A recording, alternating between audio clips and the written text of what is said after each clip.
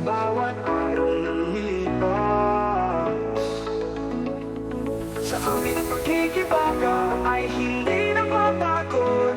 Kami miyembro ng erang suko. Palaging handang ipaglaban ang karapatan namin mamuhay ng payapa. Sa bawat hakbang na aming ginagawa, ang layunin ay magkaroon ng kapayapaan. Sa aming mga tahanan at komunidad, laban sa mga maiingay na kapitbahay at negosyo na nagdudulot ng ingay at polusyon sa hangin. Sa bawat pagharap sa hamon ng buhay, sa pagtanggap ng mga pambabatikos at pananakot, kami patuloy na lumalaban dahil sa aming puso at isip. Bayani kami sa pagkilos at pagsulong.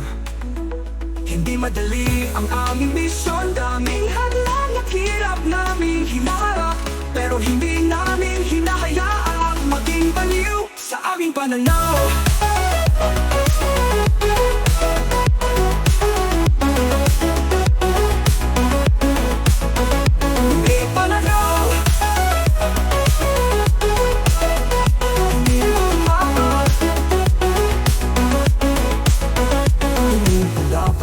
At pagtapakan ng karapatan, laban sa mga maiingay na kapitbahay at negosyo na nagdudulot ng ingay at polusyon sa hangin.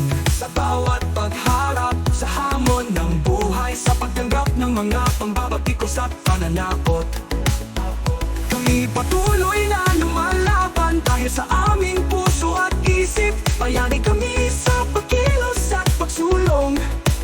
Hindi madali ang aming misyon, daming hadlang at hirap naming hinaharap, pero hindi namin hinahayaang maging baliw sa aming pananaw. Hindi imposible ang magkaroon ng payapa at tunay na respeto sa kapwa.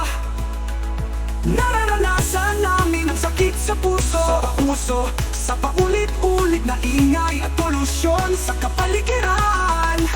Pero patuloy pa rin kami sa pagtitipid, dahil kami bayani